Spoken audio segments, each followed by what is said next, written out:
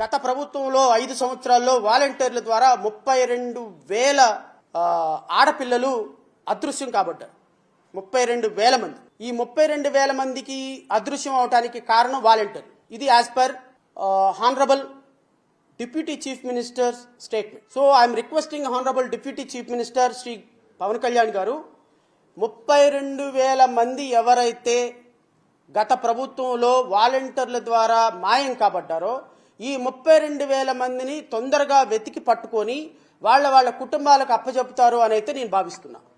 ఎందుకంటే home minister కూడా, central home minister కూడా కాన్ఫిడెన్షియల్గా మీతో చెప్పినటువంటి అంశాలు ఇప్పుడు గౌరవ హోమ్ మినిస్టర్ కూడా మీ ప్రభుత్వంలోనే ఉన్నారు కాబట్టి, కేంద్రంలో మీ ప్రభుత్వమే అధికారంలో ఉంది కాబట్టి ఈ 32,000 మందిని వీలైనంత తొందరగా అప్పజెప్పి వాళ్ళ కుటుంబాలకు ఇవ్వగలిగితే హానరబుల్ డిప్యూటీ చీఫ్ మినిస్టర్గా మీ యొక్క గౌరవం అత్యున్నతంగా పెరుగుతుంది. సో ఏ రోజుకు ఆ రోజు ఒక స్పెషల్ టాస్క్ ఫోర్స్ పెట్టి ఈ 32,000 మంది మిస్సింగ్ కేసెస్లో, అంటే ఎవరైతే వాలంటీర్ల ద్వారా వీళ్ళందరూ అక్రమంగా రవాణా చేయబడ్డారో ఈ అక్రమంగా రవాణా చేయబడిన ప్రతి ఆడపిల్ల, ప్రతి వాలంటీర్, దీనికి కారణమైన ప్రతి వాలంటీర్ మీద కేసు పెట్టాలి. అట్ ది సేమ్ టైం ప్రతి బిడ్డని కూడా ఆ కుటుంబానికి అప్పచెప్పాలి.